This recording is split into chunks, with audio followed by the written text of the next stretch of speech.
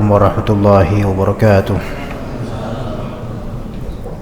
إن الحمد لله نحمده ونستعينه ونستغفره ونعوذ بالله من شرور أنفسنا ومن سيئات أعمالنا من يهده الله فلا مضل له ولا هادي له. أشهد أن لا إله إلا الله وحده لا شريك له وأشهد أن محمدا عبده ورسوله لا نبي بعده. قال الله تعالى في كتابه الكريم: يا أيها الذين آمنوا اتقوا الله حق تقاته ولا تموتن إلا وأنتم مسلمون.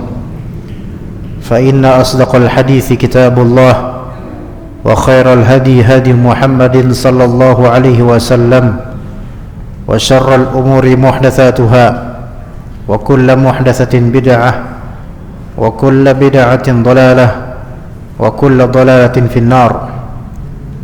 أما بعد، ikhwah dan akhwat rahimani wa rahimakumullah, pada kesempatan yang Allah berikan dan takdirkan kali ini, kita lanjutkan pembahasan kitab Syarah Usul As-Sunnah. Selagi kita juga bersyukur kepada Allah Ta'ala atas kemudahan penyelenggaraan kajian kembali. Yang Anda dengar ini perdana untuk kajian malam, dan ini adalah hal yang patut disyukuri selagi kita juga menjalankan protokol kesehatan yang diterapkan pemerintah. Kita juga berusaha untuk menuntut ilmu di masa-masa seperti ini, dan memang sangat-sangat dibutuhkan.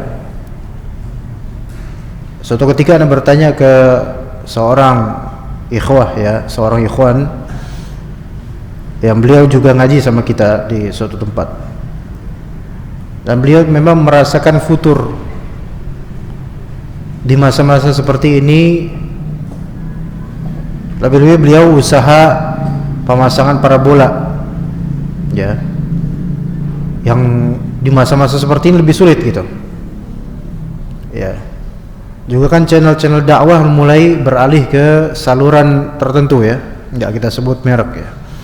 Tapi maksud Anda di sini keterbatasan ekonomi, dan juga tajamnya persaingan di pasar dan seterusnya, dari hal-hal yang belum pernah kita bayangkan di tahun-tahun sebelumnya. Itu membuat sebagian ikhwah futur. Belum lagi pedagang-pedagang yang biasa di kajian-kajian, mereka mengalami defisit atau penurunan finansial dan seterusnya. Ditambah kemudian kerepotan daring, kerepotan sistem pembelajaran online. Pun kalau misalnya kita mau menyimak kajian-kajian secara online oleh para asatidzah, tetap rasanya berbeda dengan kajian langsung. Maka ketika Allah Ta'ala menjadikan kita dipermudah untuk datang hadir di kajian langsung, itu Masya Allah, kenikmatan. Tidak semua masjid, bahkan mayoritas masjid masih belum mengadakan pengajian. Mayoritas masjid, sebagian sudah, alhamdulillah. Dan ini menerapkan protokol kesehatan bagus. Bahkan ada di suatu masjid di Bekasi yang Masya Allah, kalau misalnya parfum ada 0% alkohol, ini 0% protokol. Artinya soft rapat, enggak pada pakai masker, normal sholat. Ada seperti itu di kajian anak. Tapi anak tetap isi kajian, maksudnya itu urusan mereka gitu. Semoga, tapi luar biasanya selama 2 bulan 3 bulan menerapkan itu sampai sholat Jumat 5 waktu seperti itu, dan semua warga di situ tidak satupun yang terkena sama sekali. Masya Allah. Wallahu a'lam. Jangan kemudian lo tunggu aja nanti, jangan gitu juga. Jangan gitu juga Dan kita melihat itu pun jangan tergesa-gesa untuk meniru seperti itu. Kita nggak mengatakan itu setelah 100% itu ijtihad mereka, wallahu a'lam. Seperti itu. Jadi alhamdulillah, Allah mudahkan kembali mulai adanya kajian, dan kita akan membahas di Syarah Usul As-Sunnah ini sebagai terusan dari 5 atau 6 bulan lalu, ya permasalahan tentang sebaik-baik generasi dalam umat ini itu para sahabat, dan jika itu memang selesai maka kita lanjut ke poin berikutnya tentang mendengar dan taat pada pemimpin kaum mukminin insyaallah taala. Ya tafadhal dibaca.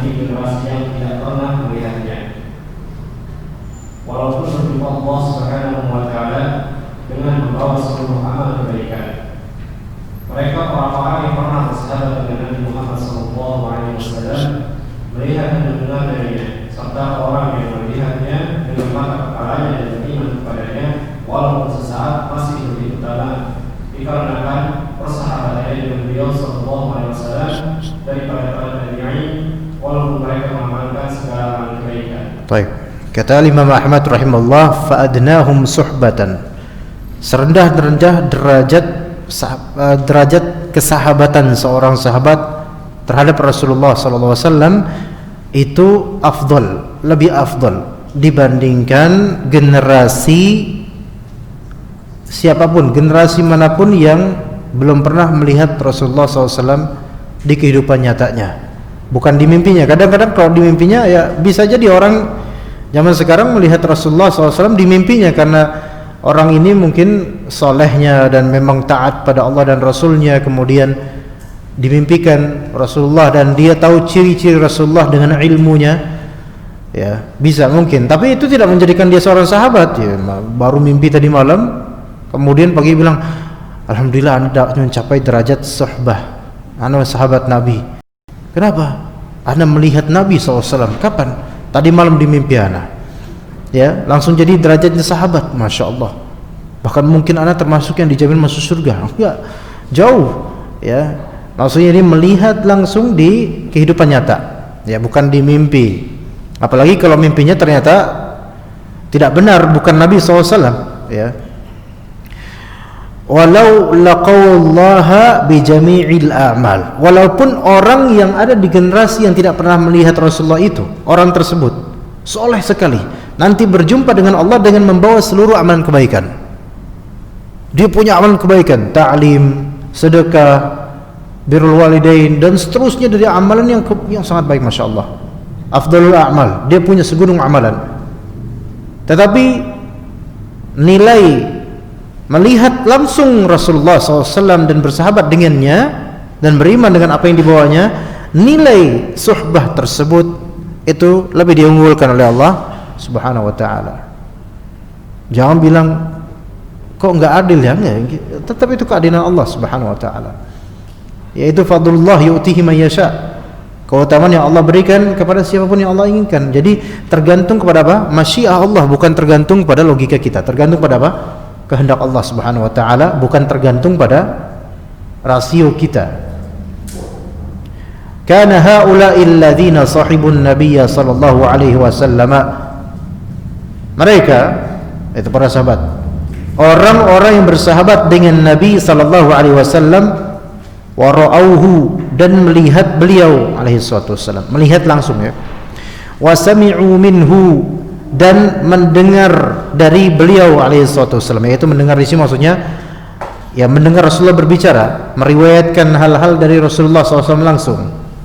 Ya, wa man ra'ahu bi'ainihi, orang yang melihatnya dengan mata kepalanya. langsung gitu kan, walau dari kejauhan, melihat langsung. Dan wa amana bihi, beriman kepada beliau alaihi salatu wassalam, dan tentu otomatis beriman kepada Allah melazimkan beriman kepada Rasulullah, dan melazimkan beriman kepada wahyu yang Allah turunkan kepadanya, yaitu Al-Quran dan juga As-Sunnah. Walau sa'ah, walaupun sejenak, sesaat. Misal aja ada seorang masuk Islam, sesaat masuk Islam, dan dia bersahabat melihat Nabi SAW, kemudian dia berjihad dan mati hari itu juga, misal saja, maka dia mendapatkan keutamaan suhbah, bersahabatan dengan Rasulullah SAW. Itu orang seperti ini afdal, lebih afdal, lebih utama. Kenapa? Li suhbatihi, disebabkan persahabatannya dengan Rasulullah SAW. Ya, lebih afdal dari siapa? Lebih afdal daripada minat tabi'in, dari para tabi'in.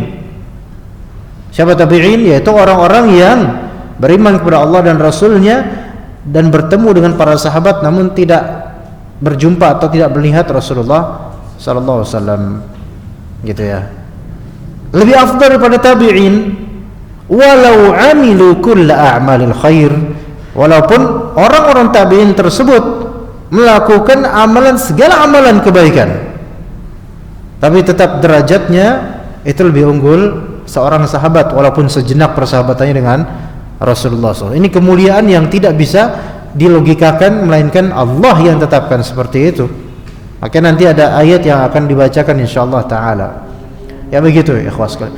Itu tabi'in, apalagi dengan kita, jauh berapa abad ya, berapa ribu tahun. Taib, fadhal dibaca dalil-dalilnya. Sebagai dalil firman Allah Subhanahu wa taala, "A'udzubillahi minasyaitonir rajim. Wasabiquna al-awwaluna minal muhajirin wal ansari wal ladzina tabi'uhum bi ihsan radhiyallahu anhum wa radu anhu." Orang-orang yang terdahulu dari pertama dalam masuk Islam, di antara orang-orang muhajirin dan ansar, dan orang-orang yang mengikuti mereka dengan baik, Allah ridha kepada mereka dan mereka pun ridha kepada Allah. Quran Surah Al-Tawbah ayat 100. Kemudian sabda Nabi sallallahu alaihi wasallam, "Kalau ada ahadukum anfaqa mithla Uhudin dhahaban, la balagha mudda ahadihim wa la yasibahu." Seandainya salah seorang mereka berinfak emas sebesar gunung Uhud, niscaya tidak akan dapat mengimbangi infak satu atau setengah mud mereka. Hadis yang diriwayatkan oleh Imam Bukhari dan Muslim, keduanya dari hadis Abi Sa'id Al-Khudri radhiyallahu anhu secara marfu'. Lanjut aja. Hendaknya berkata, nampaknya yang dimaksud dengan perkataan ashabi adalah orang-orang yang mulazamah dan terkenal dengan persahabatan yang baik dengan Nabi sallallahu alaihi wasallam, bukan orang yang sekedar pernah bertemu dengan beliau atau berjumpa dalam waktu yang sebentar dan tidak terkenal. Sebagai dalil adalah sabdanya, "La tasubbu ashabi," janganlah kamu mencela para sahabatku. Dimaksudkan pada seluruh sahabatnya, yakni orang-orang yang menurut istilah dapat disebut sebagai sahabat dari orang-orang yang ada di zamannya. Dan dalam itu juga kepada orang-orang setelah mereka. Nabi SAW berwasiat kepada mereka agar mengetahui hak orang-orang khusus dari para sahabatnya yang senantiasa bermulazamah perdampingan dengannya dan memiliki hubungan yang erat dengan beliau SAW. Allahu a'lam. Kemudian takut juga berkata, di dalam hal ini masih dipermasalahkan sebagaimana di dalamnya terdapat perincian, karena termasuk hal yang tidak dikatakan lagi bahwa persahabatan dengan Nabi SAW mempunyai keutamaan tertentu tergantung daripada kelamaan dan baiknya ujian seseorang di dalam bersahabat. Kemudian setelah itu keutamaan diukur dengan keimanan dan amalan. Bisa saja sebagai para tabi'in atau para pengikut tabi'in atau orang-orang yang datang setelah generasi mereka lebih utama dari sebagian para sahabat. Sebagaimana halnya orang yang menyukai zaman yang penuh dengan fitnah-fitnah besar dan ia tahu serta bersabar di dalamnya, baginya pahala yang lebih besar daripada pahala sebagian para sahabat yang mati syahid. Hal itu sebagaimana disebutkan oleh hadis Nabi sallallahu alaihi wasallam. Ahsan. Di sini berta'liq, yaitu pensyarah terhadap usul as-sunnah. Beliau menyebutkan dalil dan beliau menyebutkan pemahaman yang zahir dari dalil tersebut. Pendapat Imam Ahmad rahimahullah sebagaimana Imam Ahmad yang tadi pendapatnya telah kita tuturkan, ya, bahwasanya serendah-rendahnya nilai suhbah atau persahabatan seorang sahabat Nabi kepada Rasulullah itu masih memiliki nilai yang lebih tinggi dibandingkan para tabi'in sesoleh apapun. Namun di sini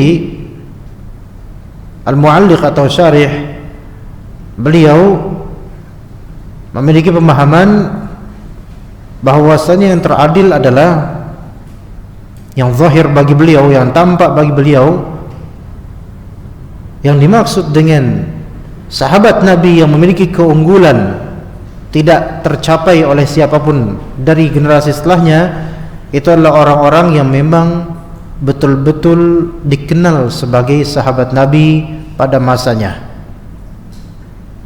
Artinya bukan orang yang baru masuk Islam kemudian wafat nggak ada ujian apa-apa. Itu bagi yang mensyarah ini. Berangkat dari hadis Nabi SAW diriwayatkan oleh Bukhari dan Muslim, la tasubbu ashabi falau anna ahadakum anfaqa mithla Uhudin dhahaban ma balagha mudda ahadihim wala nasifah. Janganlah kalian mencela sahabat-sahabatku. Nah, di sini ada dua pemahaman terhadap la tasubbu ashabi. Imam Ahmad rahimahullah sesuai dengan teks usul as-sunnah memahami maksud dari ashabi di sini seluruh para sahabat atau seluruh yang dihukumi sebagai seorang sahabat secara mutlak tanpa kecuali, walaupun hanya sementara melihat Nabi sallallahu alaihi wasallam.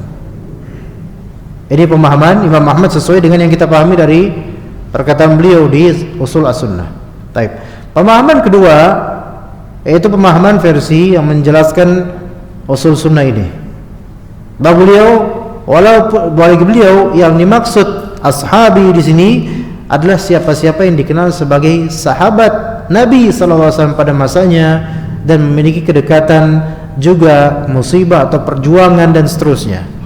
Bukan orang-orang yang tiba-tiba ada kemudian menjadi sahabat Nabi, yaitu sahabat Nabi secara istilah. Tapi sahabat Nabi secara maksud di hadis ini itu tidak seluruh apa yang disebut sebagai sahabat Nabi. Ini pemahaman yang variatif, beragam, ya. Dan ini yang diinginkan oleh penjelas, ya. Cuman wallahu alam apakah ini terjemahan ada kesalahan atau gimana, wallahu alam. Ya.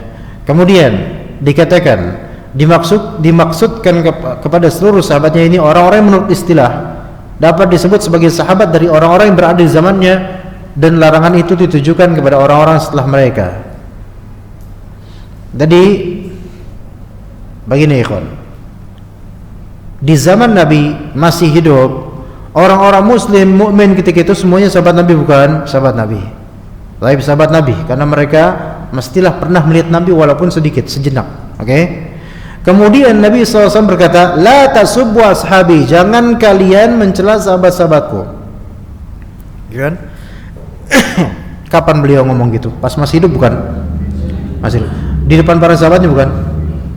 Di sini yang membuat ada perbedaan pemahaman.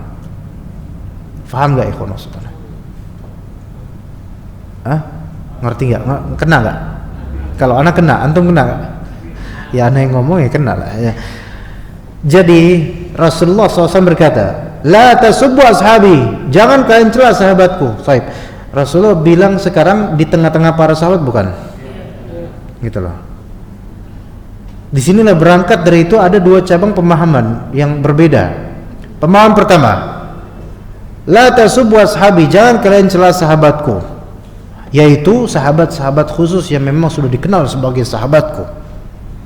Adapun orang-orang awam dari kalangan mukminin yang mungkin agak berjauh dengan Rasulullah SAW, yaitu secara istilah sahabat Nabi, tapi dari segi ketegatan kurang. Sehingga wahai orang-orang yang mungkin agak berjauhan dan di antara orang-orang munafik atau mungkin orang-orang yang mukmin biasa, orang muslim biasa dari kalangan sahabat, jangan kalian celak sahabat-sahabatku yang khusus ini. Karena mereka memiliki apa? Afdholiyah dan keutamaan, terutama Abu Bakar, Umar dan seterusnya dari para sahabat yang masyhur. Yang masyhur keutamaan mereka, jihad mereka, perjuangan mereka. Faham enggak maksudnya di sini ya, ikhwan? Pemahaman ini ada benarnya juga. Ada benarnya juga, ya. Ya. Kenapa? Karena tentu ada diferensiasi antara sahabat Nabi SAW. Maksudnya adalah tidak semua yang disebut sahabat Nabi itu sama derajatnya. Ada yang sudah memiliki perjuangan yang melebihi keumuman sahabat. Dan orang-orang seperti inilah dimaksud dalam hadis ini menurut pendapat yang ini ya. Dan ini pendapat yang sepertinya dibawakan oleh Imam Ahmad atau oleh syarih atau penjelas ini oleh ulama yang menjelaskan oleh ulama yang menyusun kitab ini. Pendapat yang kedua, pemahaman kedua, la tasubbu ashabi. Jangan kalian celak sahabat-sahabatku. Di sini dimaksudkan mukhatabnya yaitu orang atau pihak yang dituju dari percakapan ini adalah orang-orang setelah para sahabat. Faham enggak? Jadi Rasulullah SAW mengatakan di tengah sahabatnya, la tasubbu ashabi. Padahal semua ini sahabatnya. Paham di sini? Maka maksud seolah-olah maksudnya adalah saya ingin menyampaikan ke orang-orang setelah peninggal saya, jangan kalian celak sahabat saya. Yaitu siapa? Semua orang yang beriman di masa saya hidup dan melihat saya. Dan ini yang dibawa, ya ini pemahaman Imam Ahmad rahimahullah radhiyallahu rahimahullah. Ngerti enggak ikhwan di sini? Ya. Jadi Rasulullah kita kan ketika berkata atau memberikan perintah atau larangan, mukhatab atau orang kedua yang kita perintah dan kita larang, itu kan orang yang di hadapan ya biasanya. Tapi kadang-kadang seorang raja atau orang-orang tertentu mereka mengatakan jangan begini, jangan begitu, tapi maksudnya bukanlah orang yang di hadapan yang dimaksud dilarang atau diperintah, tapi orang-orang berikutnya nanti. Karena apa? La tasubbu, jangan kalian celak sahabatku. Semua sahabat Nabi, anggap nih semua nih jemaah, ya ini jemaah. Wahai jemaah, jangan kalian mencela jemaah kajian ini. Lah, kan semua jemaah kajian. Faham enggak? Jangan pernah mencela jemaah kajian Al-Ikhlas. Kan ketara ya, Ustadz ini maksudnya ngomongnya adalah orang-orang lingkungan sekitar, bukan orang-orang ini, karena mereka semua jemaah. Ya gitu. Yang faham alhamdulillah, yang enggak paham Allahul musta'an. Ya. Begitu. Dan lafalnya la tasubbu ashabi, sahabat-sahabatku umum. Berarti mencakup seluruh sahabat. Walaupun memiliki suhbah yang sedikit gitu loh, maksudnya sebentar, tapi keutamaan itu sudah cukup kemudian membuat orang tersebut dimuliakan oleh Allah Ta'ala. Ya begitu. Seandainya salah seorang dari kalian berinfak emas sebesar gunung Uhud, niscaya tidak akan dapat mengimbangi infak 1 atau setengah mud mereka. Pertanyaannya ya kawan, apakah kemuliaan ini menjadikan sahabat itu maksum, terjaga dari kesalahan? Enggak. Maksudnya terjaga dari kesalahan besar, dosa besar? Enggak maksum. Karena buktinya ada sahabat yang berzina ketika itu, ada, namun taubat. Di antaranya Ma'iz, ada sahabat namanya Ma'iz. Ya. Muhsan, ya sudah menikah ya. Kemudian naudzubillah melakukan perzinahan dan diprovokasi oleh salah satu sahabat lainnya untuk melapor ke Rasulullah kalau mau taubat. Akhirnya Ma'iz mendatangi Rasulullah untuk taubat. Ya Rasulullah, bersihkan diri saya Rasulullah. Itu sampai 3 kali datang, sampai Rasulullah bertanya, ada apa? Saya berzina, saya melakukan ini. Ya. Sampai ujung-ujungnya dihukumlah beliau radhiyallahu anhu dengan hukum rajam. Dan diampuni soal dosanya radhiyallahu anhu. Dan mendapatkan pahala yang sangat besar dengan itu. Ala kulli hal, maksud Anda di sini adalah, dan ini disebutkan namanya dalam riwayat-riwayat Ma'iz. ya. Dan juga ada seorang perempuan dari kalangan dari suku Ghamidi, yaitu perempuan Ghamidiyah disebutkan dalam riwayat, namun namanya Anda tidak tahu. Itu juga seperti itu. Bahkan perempuan Ghamidiyah ini dalam keadaan apa? Ini sahabat Nabi, perempuan dalam keadaan hamil dan mengatakan, ya Rasulullah, saya tak berzina. Dan zahirnya sepertinya perempuan Ghamidiyah ini sudah menikah atau sudah pernah menikah, kemudian naudzubillah berzina dan sampai hamil, ya. Maka ditangguhkan kemudian sampai ibra al-haml, yaitu sampai apa namanya, lahiran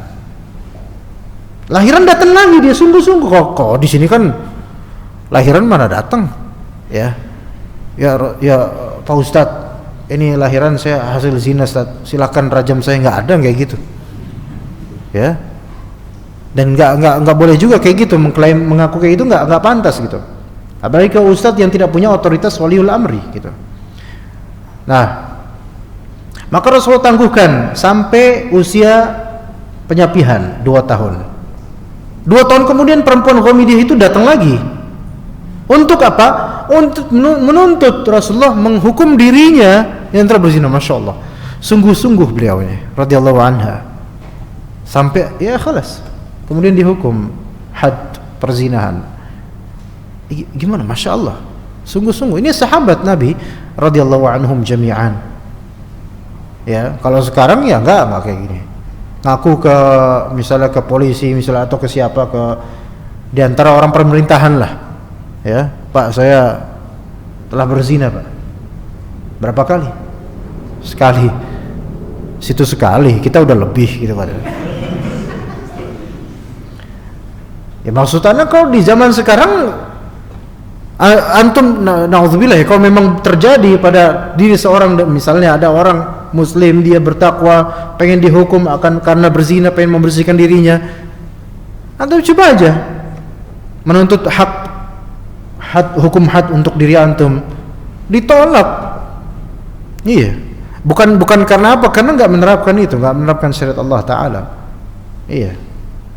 Tapi di zaman Rasulullah SAW sampai ada sahabat seperti, walaupun tidak recommended, hal kayak gitu nggak recommended. Seseorang ketika berzina tidak diketahui oleh siapapun, ataupun ada yang mengetahuinya tapi tidak sampai terangkat ke waliul amri, maka tidak boleh dibongkar, tutup, dah kelas. Dan itu yang disebut oleh Rasulullah SAW ketika Ma'iz dihukum rajam sampai wafat radhiyallahu anha. Kemudian anda lupa nama temannya Ma'iz yang memprovokasi Ma'iz itu. Maka dikatakan oleh Rasulullah, coba kamu tahan. Seandainya kamu menahan Ma'iz dari melaporkan itu lebih baik buat Ma'iz gitu. Jadi ikhwan, siapa di antara naudzubillah di antara kita yang telah melakukan perbuatan-perbuatan yang kalau dalam hukum Islam konsekuensinya hukumnya adalah hukum had, dan itu terselubung tidak diketahui siapapun, maka jangan dibeberkan, bertaubatlah. Kalau itu berkaitan dengan hak manusia, balikin. Nah gitu. Dulu misalnya ada yang berzina 5 kali misalnya, ya, maka jangan dia ngomongin kemudian, walaupun ngomongnya dalam bentuk memberikan apa namanya, untuk menegakkan hak, ya, menegakkan hukum had, enggak boleh. Jangan, dah tutup aja tuh, khalas, taubat. Ya begitu. Baik, tadi ya. Jadi para sahabat semuanya adil, ini ijma' di antara ulama kaum muslimin ahlus sunnah. Kecuali kalau Syiah, agama Syiah mereka menganggap keumuman sahabat murtad. Kalau bagi Syiah Rafidhah, ya, ana dengar belakangan ada wawancara di salah satu stasiun televisi tentang orang-orang Syiah, pengikut Syiah. Jadi ikhwan, sekarang ini kita harus betul-betul merapatkan barisan untuk menjaga diri kita dari syubhat dan juga serangan-serangan mereka, orang-orang yang ahli khurafat, ahlul bid'ah, Syiah dan seterusnya. Karena mereka betul-betul menyundut di setiap lini dari masalah akidah, ya, terutama melewati media sosial dan juga YouTube. Jadi harus betul-betul waspada di zaman ini. Baik, kita mungkin lanjut ke masalah berikutnya insyaallah. Kira-kira Isya berapa masa lagi? Berapa Pak Didi? Berapa? 7:05 Pak. Oh, masih agak lama insyaallah. 10:15 sekitar itulah insyaallah. Tafadhol dibaca berikutnya. Kemudian pada poin 28 Imam Ahmad bin Hanbal rahimahullah berkata, "Wasaqu wa ta'atu lil a'immati wa amiril mu'minin al-barri wal fajiri wa man waliya khilafata wa istama'a an-nas 'alayhi wa rabu bihi wa man ayyahum bisayfi hatta sara khalifatan wa sumya amirul mu'minin."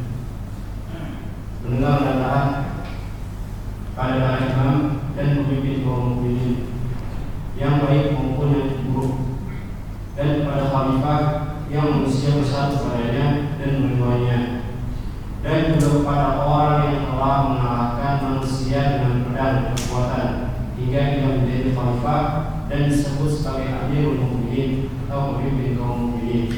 Baik. Ini permasalahan tentu tidak ringan ya.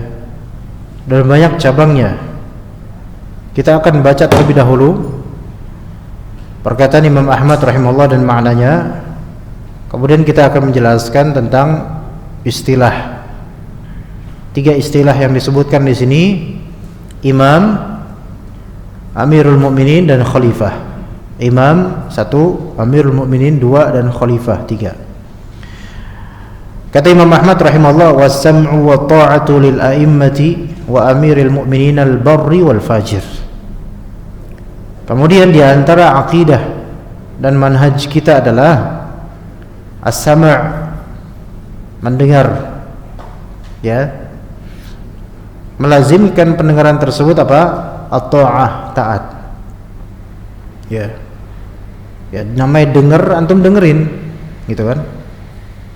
Bukan baru dengar kemudian antum nggak mau dengar, apaan sih, gitu, nggak dengar namanya.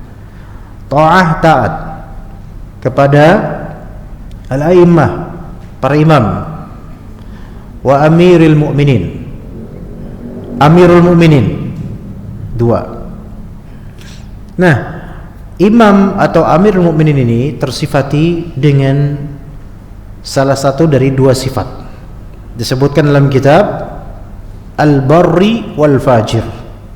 Baik itu yang tersifati baik, imam yang baik, amirul mukminin yang baik, adil pada rakyatnya, atau dan juga yang fajir. Fajir, ya, fajir berarti lawan dari baik, buruk, buruk akhlaknya, buruk manajemennya, buruk keputusannya, buruk keagamaannya, tapi dia muslim, gitu, tapi dia muslim. Jadi standar barometernya apa? Muslim, gitu loh. Nanti ada dalilnya insyaallah. Taib, itu 2. Wa man waliyal khilafata, dan kepada khilafah yang manusia bersatu padanya dan meridhoinya. Yang ketiga adalah khalifah. Ya. Jadi kita ada 3 istilah: imam, amirul mukminin, dan khalifah. Wajtama'an nasu 'alaihi wa radu bihi, dan juga kepada orang yang telah kepada khalifah yang manusia bersatu padanya dan meridhoinya sebagai pemimpin. Ya. Kira-kira ketika misalnya imam besar, ya, menjadi khalifah, apakah semua orang ridha? Enggak. Karena kadang-kadang sebagian menisbatkan dirinya atau ternisbatkan sebagai imam besar atau imam itu untuk sebagian kelompok saja. Nah, itu tidak berdasarkan dalil dan juga Quran dan Sunnah. Tapi ala kulli hal nanti kita lebih condong ke masalah istilah, ya. Wa man 'alaihim, wa man ghala di sini, ya. Ghalabahum, atau ini gimana tulisannya? Wa man 'aliyahum bisayf. Oh ya. Dan kepada orang yang telah mengalahkan manusia, orang-orang dengan pedang, hatta sara khalifatan, kemudian menjadi khalifah, ya, telah menguasai daerah dan mengajak daerah tersebut masuk Islam, dan ternyata daerah tersebut melawan, maka terjadi peperangan, kemudian kalahlah orang-orang kafir dan menanglah orang muslim, maka jadilah dia khalifah di kalangan kaum muslimin di daerah tersebut. Wa summiya amirul mu'minin, dan disebut sebagai amirul mu'minin, pemimpin kaum mukminin. Baik. Mari kita pelajari 3 istilah ini. Sebenarnya ikhwan, tidak perlu kita berpanjang tentang perbedaan antara 3 istilah itu. Kalau memang mau ditelusuri, masing-masing memiliki lafal dan makna. Kita punya apa tadi? Imam. Imam disebut imam karena apa? Di depan. Frontliner atau orang di depan itu imam. Ya kan? Imam. Kemudian ada Amir al-Mu'minin. Amir, kenapa disebut Amir? Karena dia yang memerintah. Oke, memerintah. Amirul Mu'minin berarti pemerintah kaum mukminin. Maksudnya rakyatnya itu orang-orang beriman, dan amirnya ini pemerintahnya, entah itu disebut presiden atau apa gitu. Ya. Karena kadang-kadang di sebagian negara itu bukan presiden yang paling tinggi jabatannya. Bisa perdana menteri gitu. Nah, itu disebut amir lah semua itu. Oke. Kemudian ada juga khalifah. Ya. Dan tadi imam tadi dan Amirul Mukminin, amir dan imam ini kan sebenarnya keduanya sama aja gitu loh. Misalnya seorang presiden amir, bukan amir. Imam bukan dia imam. Tapi kita nggak terima dia bukan amir dia. Kenapa ya kawan? Karena dia nggak berhukum dengan hukum Allah. Maka di sini masuk ke albar atau fajir, khalas. Tetap nggak dia amir, khalas. Selesai urusan. Iya. Karena barometernya ketika dia masuk muslim, maka dia tetap sah bisa menjadi sebagai amir. Kecuali kalau misalnya kita katakan semua yang tidak berhukum dengan hukum Allah kafir semua, maka itulah mereka orang-orang yang memang berpemahaman khawarij. Kalau mereka berhasil mengkafirkan amir, maka nggak ada sama, nggak ada ta'ah, karena barometernya dalam Islam itu iman, atau dia orang muslim bukan amir ini. Taib. Kemudian khalifah ini sebenarnya sama juga dengan tadi, dan nanti akan kita samakan semuanya sesuai dengan perkataan para ulama. Tapi khalifah ini dari saripati katanya dekat dengan khilafah. Ya. Dan khilafah itu berarti apa? Kekhalifahan untuk muka bumi ini gitu loh. Istikhlaf untuk muka bumi ini. Artinya imam ini, khalifah ini imam besar yang mengepalai negara manapun, khalifah. Seperti Rasulullah SAW. Kemudian khalifah berikutnya Abu Bakar. Mau nanti ada, kemudian Umar, kemudian Utsman, kemudian Ali. Mau nanti ada kemudian kaum muslimin di Khurasan, kaum muslimin di Persia, kaum muslimin di Irak, kaum muslimin di tanah ini, di Mesir dan seterusnya, itu semua cakup dalam wilayah kekhilafahan, misalnya Umar bin Al-Khattab. Gitu, paham nggak maksudnya? Gitu ya. Tapi kalau misalnya khalifah ini, cuman khalifah Bojonegoro, ini nggak bisa. Nggak disebut khalifah yang sebagaimana khalifah ini maksud, gitu loh. Gitu ya. Tapi kalau secara bahasa, iya, khalifah itu adalah siapapun yang menggantikan peran sebelumnya, itu khalifah. Lawan dari imam dari segi posisi adalah khalifah. Karena imam itu amam depan, khalifah itu khalaf belakang. Maka orang belakang yang menggantikan peran di depan, maka ini khalifah. Misalnya imam tadi lagi sholat, kemudian ternyata dia ingat, oh, ana belum wudu, ya, berhadas, maka kemudian imam tersebut ya berwudu, kan kosong, ya otomatis dipahami darinya apa? Harusnya apa? Majulah khalifahnya, maju khalifah, masya Allah, ya, maju khalifah. Selesai sholat gimana, bayat atau enggak? Maksudnya khalifah di sini apa? Secara bahasa, yaitu dia menjadi orang yang menggantikan peran orang sebelumnya sebagai imam. Iya, ketika dia khalifah sebagai imam juga bukan? Sebagai imam juga, gitu loh. Maka kalau misalnya secara bahasa Pak Jokowi khalifah dari Sebelumnya apa? Pak SBY. Iya. Ya. Nah, setelah Pak Jokowi nanti siapa? Mungkin Pak Mukhlas Abu Zulul atau siapa, nggak tahu. Itu khalifah secara bahasa itu.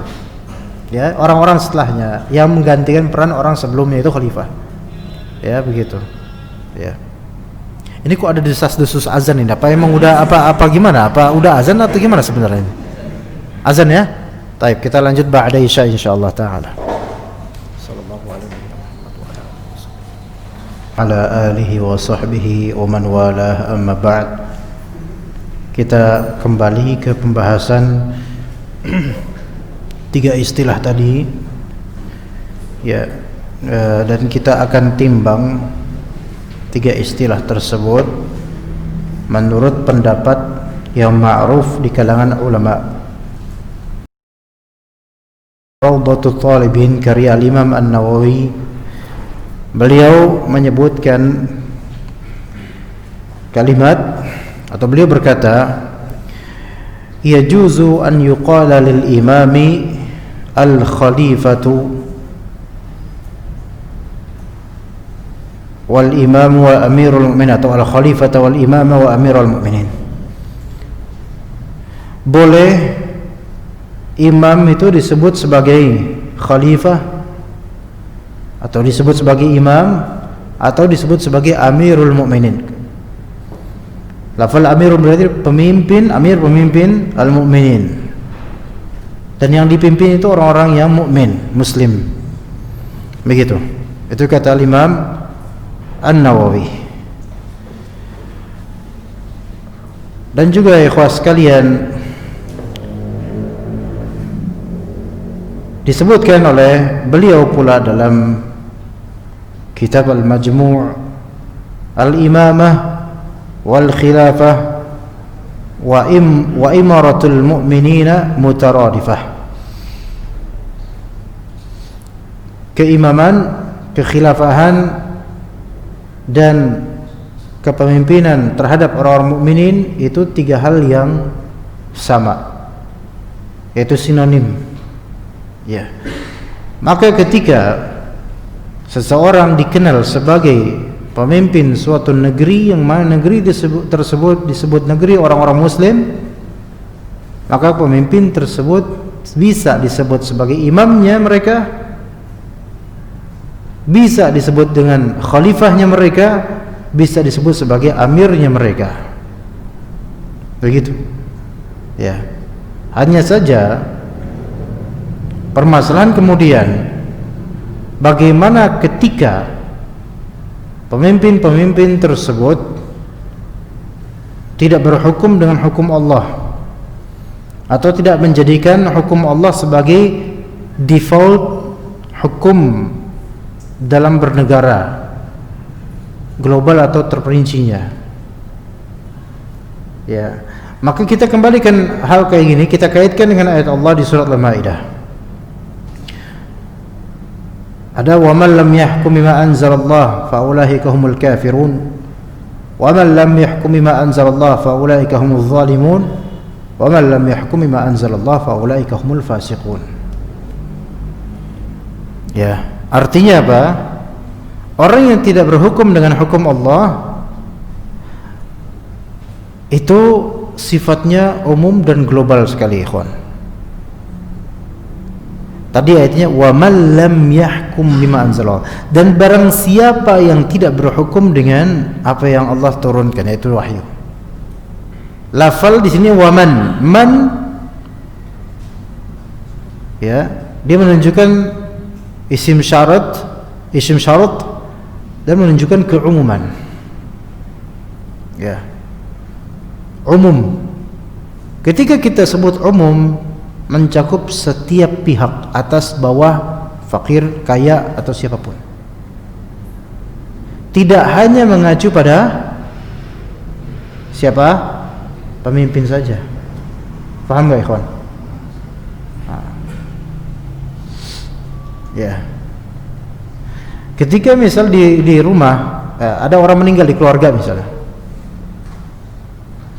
kemudian antum sebagai kepala keluarga, ya, Udah nggak usah pakai hukum faraid, kita udah bagi rata aja lah, ribet atau faraid gitu kan. Taib dibagi rata, masing-masing dapat, anggaplah 50 juta masing-masing, kakak beradik semua 50 juta, laki perempuan sama. Taib ini berhukum dengan hukum Allah bukan? Bukan. Taib. Ya enggak? Ini kadang terjadi enggak? Bukan kadang, sering ini. Dan biasa terjadi dengan alasan enggak mau ribet. Oke. Itu enggak mesti nunggu pemerintahan yang kayak gitu kan? Maksudnya di kita tuh banyak yang kayak gitu. Namun sayangnya banyak dari sebagian dari saudara kita, mereka hanya mencorongkan ayat-ayat ini kepada apa? Pemimpin, karena masa hukum, pemimpinlah yang menetapkan hukum. Seolah-olah hukum Allah itu hanya untuk masalah kepemimpinan dan seterusnya. Antum isbal aja nggak berhukum dengan hukum Allah. Antum nyukur jenggot aja nggak berhukum dengan hukum Allah. Iya, iya kan? Gitu. Jadi ini sangat global ya kawan. Nah masalah sekarang, wa man lam yahkum bima anzalallah, ada 3 kriteria yang Allah sebutkan di beragam ayat dalam satu surat, dalam 2 halaman. Ya, pertama, wa man lam yahkum bima anzalallah fa ulaika humul kafirun. Posibilitas pertama, orang yang tidak berhukum dengan hukum Allah, kafir dia. Ayat berikutnya ada lagi, wa man lam yahkum bima anzalallah fa ulaika humuz zalimun. Posibilitas kedua, zalim dia. Belum tentu kafir, tapi zalim dia. Posibilitas ketiga, wa man lam yahkum bima anzalallah fa ulaika humul fasiqun. Fasik dia.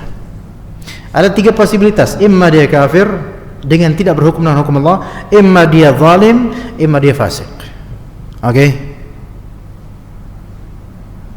Tapi sebagian dari orang, terutama yang ekstrim, mereka itu hanya berpatok pada kafirnya.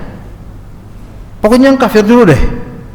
Nah itu, kita kan, oh pemerintah kita kafir mereka. Kenapa? Nggak berhukum dengan hukum Allah. Antum isbal. Kenapa emangnya? Dilarang sama Rasulullah, itu hukum Allah. Antum kafir dong. Kalau saya enggak. Kenapa? Karena saya bukan penguasa. Nunggu penguasa dulu baru dikafirin. Gimana mindsetnya kan? Kacau kan? Padahal ayat ini global sekali. Wa man tidak berhukum siapapun dia, hatta ustaz, mau ustaz kampung, mau ustaz kota, hatta ikhwah kampung, ikhwah fakir atau kaya, semuanya yang tidak berhukum dengan hukum Allah, khawatirnya masuk ke dalam salah satu dari 3 kriteria ini. Tapi enggak langsung kemudian kafir. Lihat dia kenapa enggak berhukum dengan hukum Allah. Kalau dia memang menganggap hukum Allah itu enggak ada apa-apanya, laisa bisyai, kita pakai hukum manusia aja, hukum Allah itu asatirul awalin, sudah usang, maka ini kafir orang seperti ini jelas. Ya. Tapi kalau misalnya dia mengakui hukum Allah yang terbaik, cuman memang mau gimana lagi ya, saya orang parlemen dan seterusnya, maka imma dia zalim, imma dia fasik. Karena dia masih mentauhidkan Allah dari segi hukum ini gitu loh. Cuman entah dia karena terpaksa atau hawa nafsu atau memang dia melihat maslahat dan seterusnya. Begitu. Sekarang potong tangan ada nggak sekarang syariatnya, kawan? Nggak ada. Orang mau nyuri berapapun curiannya, nggak dipotong tangan. Tapi sekarang kalau misalnya masyarakat ada kemudian begal, langsung dihancurkan, masyarakat dibakar hidup-hidup, dipanggang, ya, sambil mangan dipukul-pukulin biar kerasa tuh semuanya. Ini berhukum dengan hukum siapa? Tidak dengan hukum Allah, ya kan? Taib. Datang kemudian orang yang ekstrim, kafir semua antum, karena nggak berhukum dengan hukum Allah. Kita balikin, antum ahlul ilm bukan orang biasa. Yang berhak mengkafirkan dengan syarat-syaratnya itu hanya ahlul ilm. Antum bukan ahlul ilm, antum berarti nggak berhukum dengan hukum Allah dengan mengkafirkan orang sembarangan. Antum kafir juga, sama mengkafirkan semua. Kafir semua jadi. Usul dan pakar malah. Pangkal inilah yang banyak orang tuh nggak paham. Ya, di sini. Mereka menunggu pemerintah dulu yang harus dikafirkan gitu loh. Kalau mau kafirin semuanya sekalian, jangan pemerintah doang. Bahkan cerminnya itu kafirin juga. Maksudnya diri sendiri gitu loh. Iya, karena hukum mengkafirkan itu nggak sembarangan. Siapa yang sembarangan menghukum pengkafiran terhadap muayyan, terhadap orang-orang tertentu, sembarangan tanpa kaidah, tanpa syarat, tanpa memperhatikan mawani'nya, penghalang-penghalang kekafiran, maka orang ini tidak berhukum dengan hukum Allah juga gitu loh. Nah, sekarang ikhwan kembali ke yang tadi, ya kan? Imamah, khalifah, amirul mukminin. Apakah penguasa-penguasa kita pantas untuk disebut sebagai imamnya kaum muslimin saat ini? Maksudnya kaum muslimin Indonesia secara spesifik? Iya, tetap disebut. Walaupun itu tidak menjadi hal yang lumrah di telinga orang Indonesia. Antum tidak akan gimana misalnya Pak Jokowi Amirul Mukminin, kayaknya gimana gitu kesannya, nggak biasa.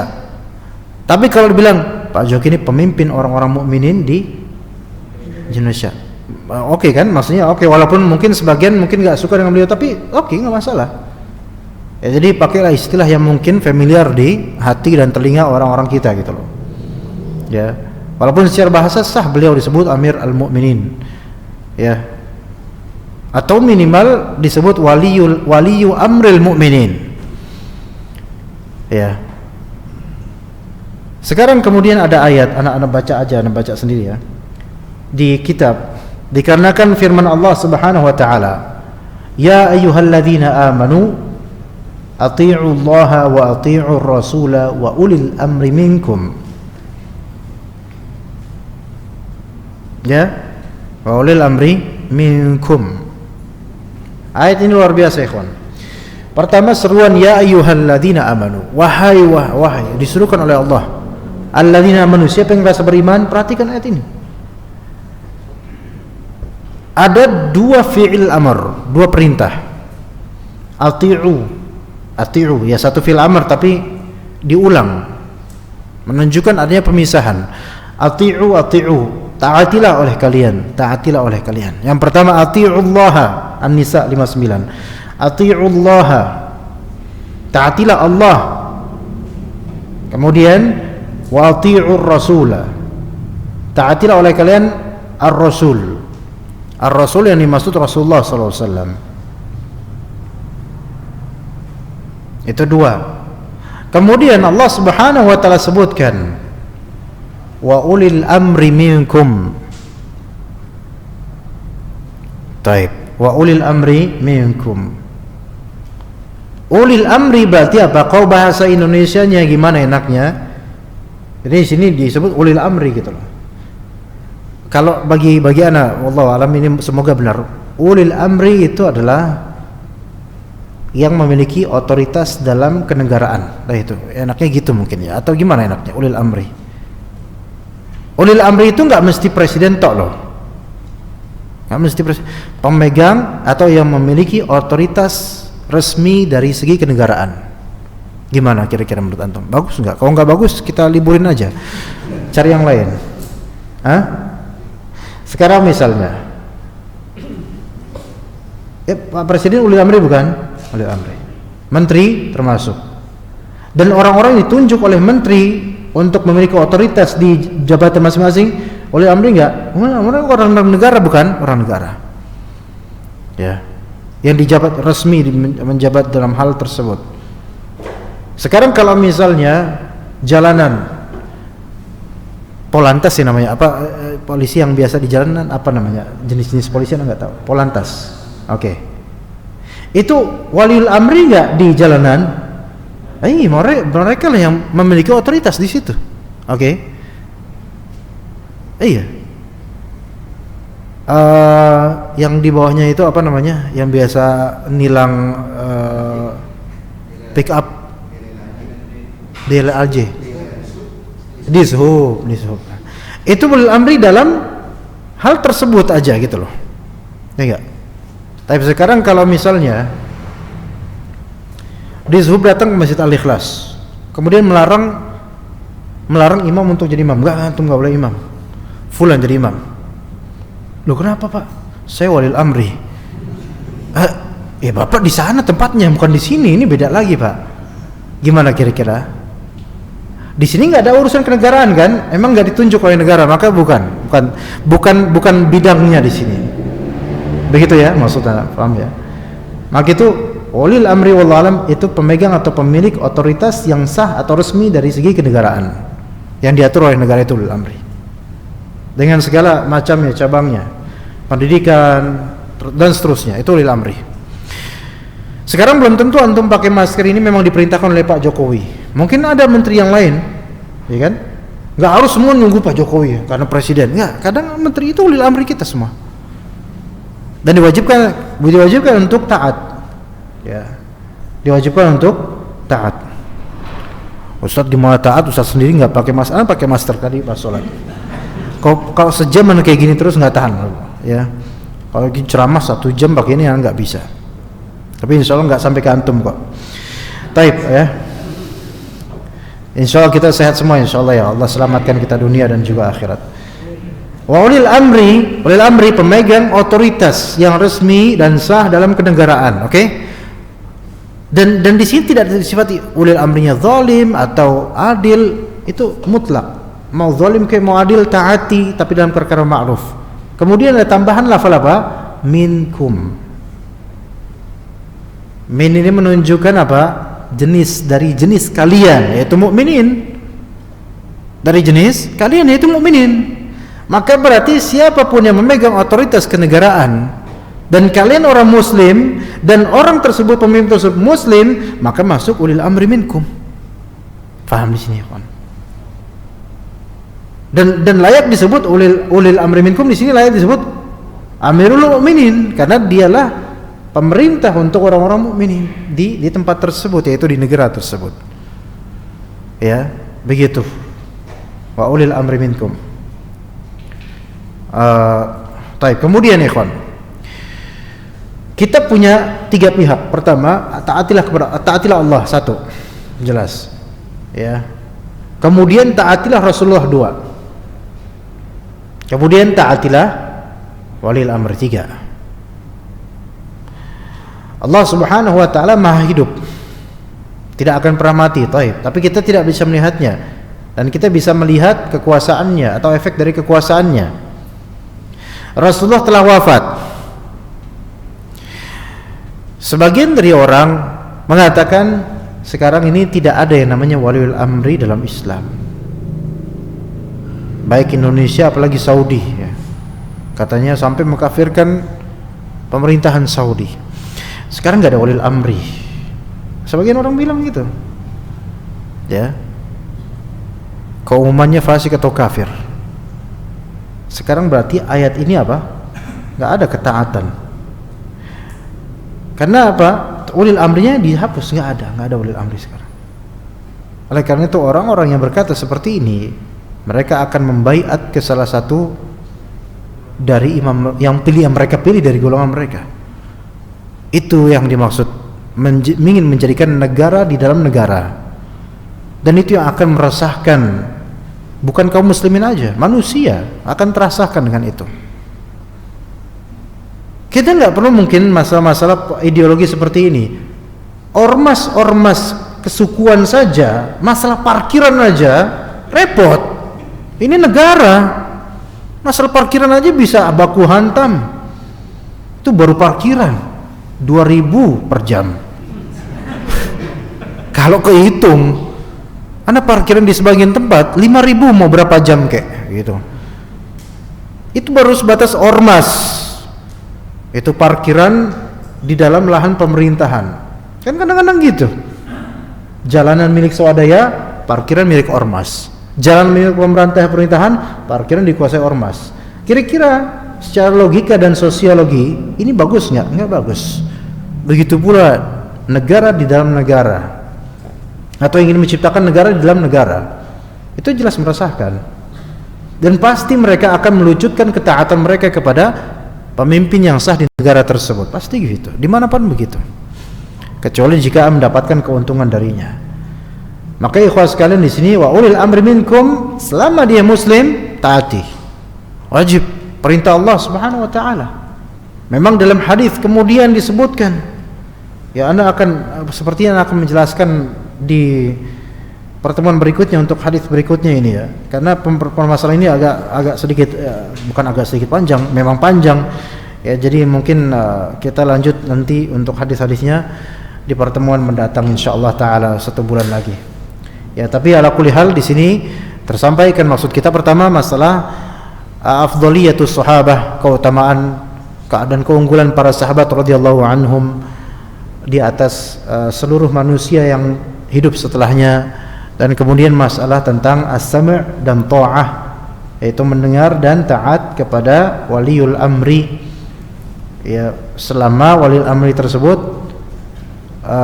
orang yang memang beriman, kecuali jika memang jelas-jelas waliul amri tersebut kufur tanpa adanya keraguan, entah kufur murtad atau bagaimana, tanpa ada keraguan akan kekufurannya. Adapun kalau misalnya waliul amri tersebut melakukan suatu hal yang memang itu kekufuran, namun karena kejahilan atau mungkin keterpaksaan, maka ini diberi uzur.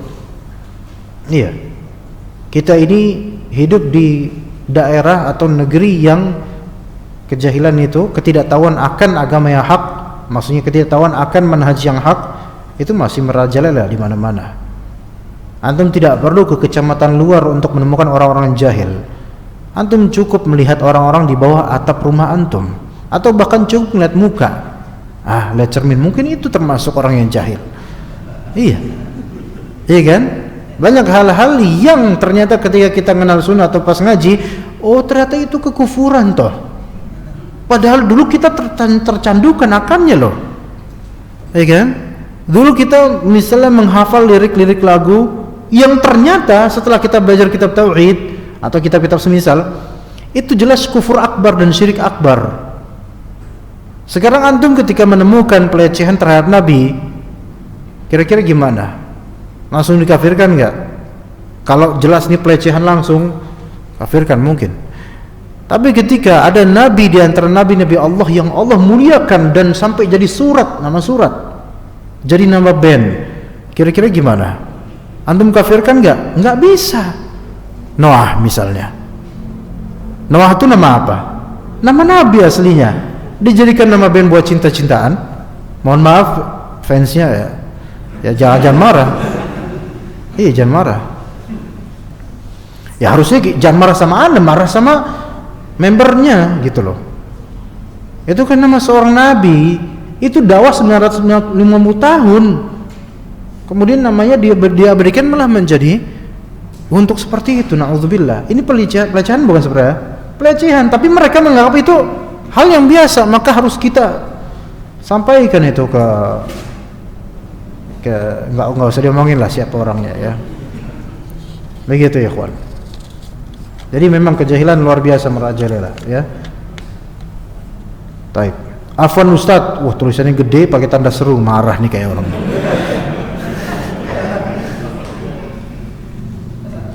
Apakah dengan adanya kajian seperti ini kita melanggar pemerintah karena DKI masih zona merah? Setahu Ana pemerintah mengizinkan adanya pengajian dengan menerapkan protokol, setahu Ana ya. Adapun kalau ternyata memang tidak diterapkan protokol secara serampangan, maka itu kembali ke DKM-nya ya. Tapi aslinya ini tidak masalah insyaallah. Ana pernah baca beritanya dari menteri mana ya, Ana lupa. Sejak 2 bulan lalu dipersilahkan untuk membuat adanya pengajian, tapi dengan menerapkan protokol. Ya mungkin kalau ustadznya ya kalau ngomong susah juga ya, udah satu aja ini anak aja, antum jangan niru. Oh kita bertaklid sama ustadz dibuka semua, ya jangan. Ya tetap pakai masker, insyaallah nggak masalah. Karena DKI masih zona merah ya. Ini termasuk. Adapun kalau misalnya memang suatu daerah masjid terpencil di Jakarta yang orang-orang jemaahnya itu hanya orang kompleks situ toh, ya itu mungkin masih lebih ringan ya. Masih lebih ringan. Sehingga mungkin nggak perlu pakai masker, mungkin nggak masalah. Tapi kalau di masjid-masjid umum publik seperti ini, maka pakai masker. Ya begitu. Dan itu pun makainya itu cuma sebatas bismillah, ketaatan ikhtiar aja, udah selesai, enggak strict. Betul-betul seolah-olah masker ini betul-betul pelindung kita, enggak, belum tentu, ya. Ala kulli hal. Ustaz, bolehkah mendoakan seperti ini terhadap orang yang tidak dikenal perbuatannya menzalimi kita? Ya Allah, jika dia muslim maka berikanlah hidayah. Jika dia kafir maka berikanlah balasan. Ya enggak apa-apa. Kalau emang dia zalim, misalnya dia naruh permen karet di jok mobil kita misalnya. Ngapain dia? Misalnya terus kita misu-misu kan? Ya Allah, kalau dia muslim beri dia hidayah. Kalau dia kafir berikan balasan. Ini nggak masalah, sama sekali nggak masalah. Bahkan kalau dia doa kejelekan yang setimpal, itu juga nggak masalah karena dia zalimi. Ya Allah, siapapun dia ya Allah, berikan balasan yang setimpal, maka nggak masalah ini. Nggak masalah, nggak dosa sama sekali. Boleh, mubah. Tapi yang lebih afdal memaafkan, apalagi mendoakan hidayah itu bagus. Yang nggak boleh adalah mendoakan orang yang zalim dengan doa yang lebih buruk daripada kezaliman tersebut.